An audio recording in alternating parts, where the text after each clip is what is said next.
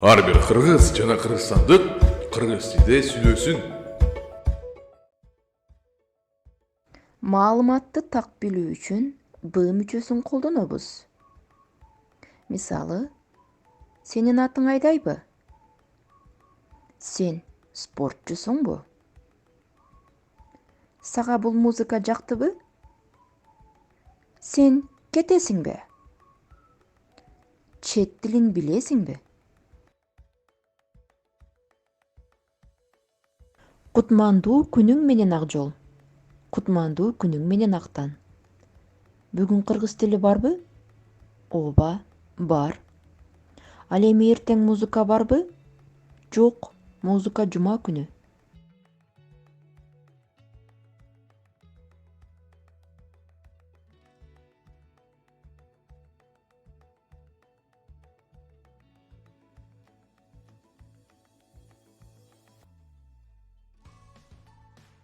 Сенин атың Чолпонбу? Ооба, менин атым Чолпон. Бишкекте жашайсыңбы? Ооба, Бишкекте жашайм. Студентсиңби?